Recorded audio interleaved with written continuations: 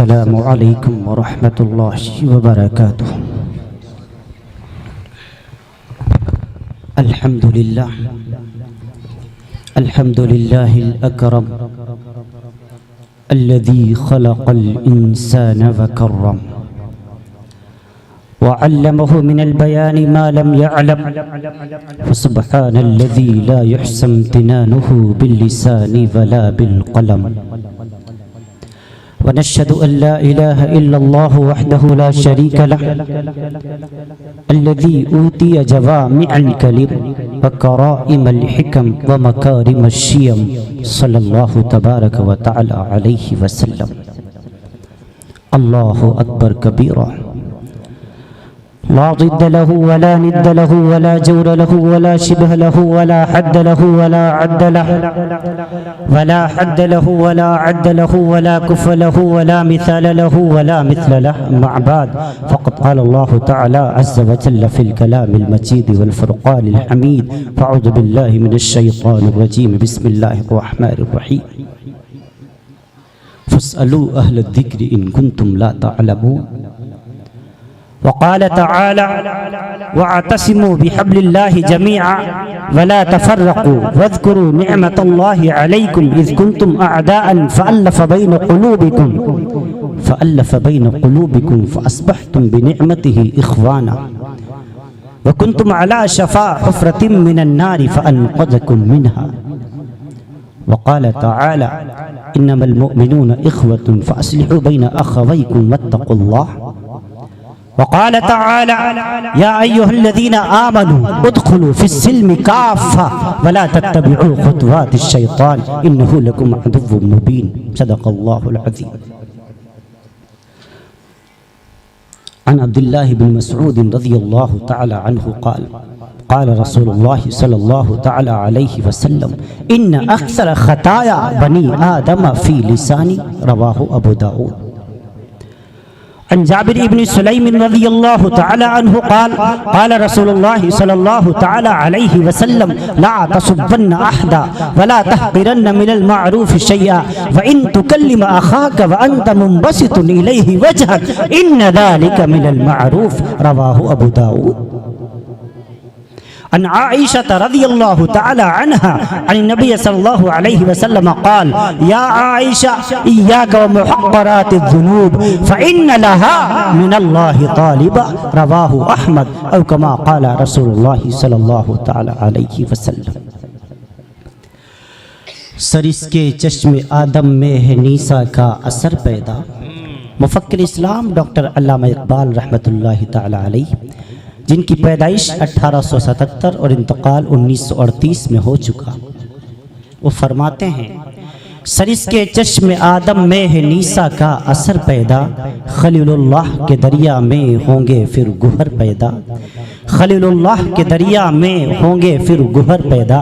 اگر عثمانیوں پر کوہ غم ٹوٹا تو کیا غم ہے، اگر عثمانیوں پر کوہ غم ٹوٹا تو کیا غم ہے کہ خون صد ہزار انجم سے ہوتی ہے سحر پیدا، اور ہزاروں سال نرگس اپنی بے نوری پہ روتی ہے، بڑی مشکل سے ہوتا ہے چمن میں دیدور پیدا، بڑی مشکل سے ہوتا ہے چمن میں دیدور پیدا۔ اور اقبال رحمت اللہ تعالی علیہ فرماتے ہیں حقیقت خرافات میں کھو گئی، حقیقت خرافات میں کھو گئی، یہ امت روایات میں کھو گئی، حقیقت خرافات میں کھو گئی، یہ امت روایات میں کھو گئی، لبھاتا ہے دل کو کلام خطیب۔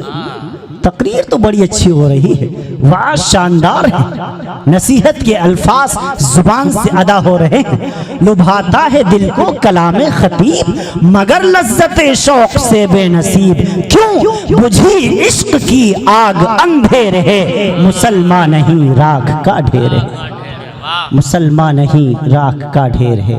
اور فرمایا واعظ قوم کی وہ پختہ خیالی نہ رہی، واعظ قوم کی وہ پختہ خیالی نہ رہی، برق طبعی نہ رہی، شعلہ مقالی نہ رہی، اور رہ گئی رسم ادا روح بلالی نہ رہی، فلسفہ رہ گیا تلقین غزالی نہ رہی، مسجد مرثیہ خواہیں کہ نمازی نہ رہے، یعنی وہ صاحب اوصاف حجازی نہ رہے، یعنی وہ صاحب اوصاف حجازی نہ رہے۔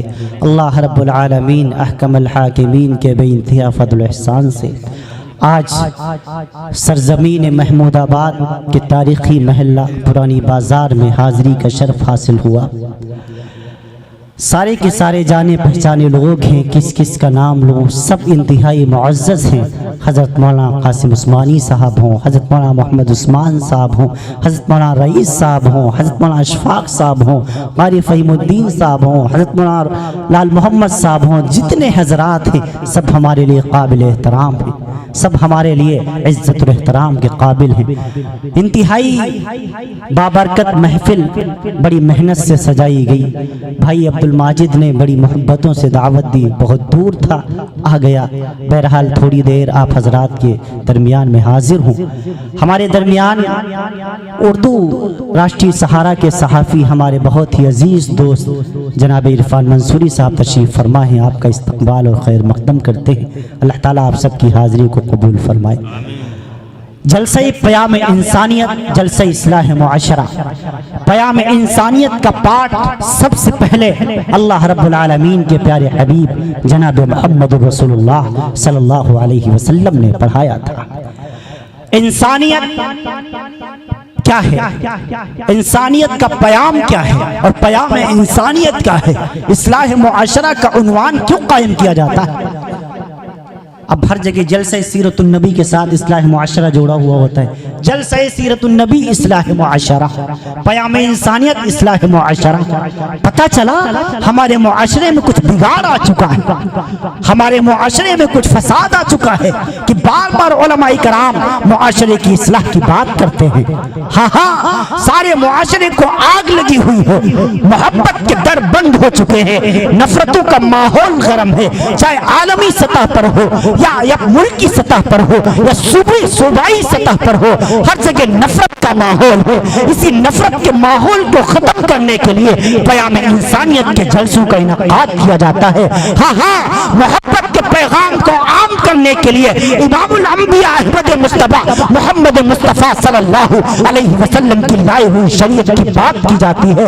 امام الانبیاء احمد مصطفیٰ محمد مصطفیٰ صلی اللہ علیہ وسلم نے فرمایا تھا، آئے لوگوں آپس میں محبت کے ساتھ رہنا، آپس میں اخوت کے ساتھ رہنا، آپس میں بھائی چارگی کے ساتھ رہنا۔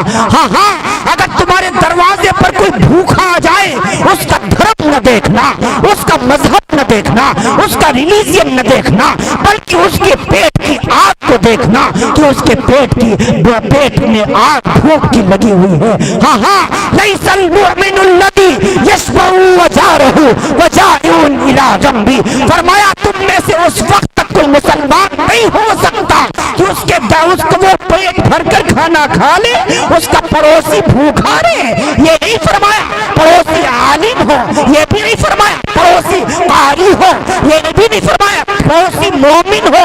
فرمایا بس پورے طور پر مسلمان ہونے کے لیے ضروری ہے کہ پڑوسی بھوکا نہ رہے، ضرورت مند کی ضرورت کو پورا کیا جائے۔ اگر دروازے پر کوئی آ رہا ہے اس کا دھرم نہ دیکھا جائے، بلکہ جو ضرورت لے کر آپ کے دروازے پر آیا ہے اس ضرورت کو پورا کیا جائے۔ یہ اسلام کا پیغام ہے۔ سب سے پہلے اللہ کے رسول صلی اللہ علیہ وسلم بیٹھے ہوئے، صحابہ کرام کی مجلس لگی ہوئی ہے۔ ایک یہودی اس نے خود ظاہر کیا، ابو داؤد میں ہے کتاب اللباس کے اندر روایت موجود، خود ظاہر کیا کہ میں یہودی ہوں، آ کر کے کہا تم میں سے محمد کون؟ صحابہ کرام نے اشارہ کیا یہ ہیں صلی اللہ علیہ وسلم، تو اس نے کہا نہیں، یہودی امام الانبیاء کے دور سے مسلمانوں کے دشمن ہیں، اور انہی یہودیوں سے نوجوان بہت محبت کر رہے ہیں، ان کے طریقے کو فالو کر رہے ہیں، ان کو اپنا آئیڈیل اور ماڈل بنائے ہوئے ہیں۔ انہی انگریزوں سے آپ کو پیار ہے جنہوں نے سب سے زیادہ آپ کے مذہب کو، آپ کے دھرم کو، آپ کے اسلام کو، آپ کے قرآن کو سب سے زیادہ جنہوں نے نقصان پہنچایا ہے۔ امام الانبیاء کے دور سے لے کر کے آج تک سب سے زیادہ دشمن اگر کوئی اس دھرتی کے اوپر مسلمانوں کا رہا ہو تو یہودی رہا ہے۔ میدان خیبر مارا گیا تھا یہودی سردار ہوئی بن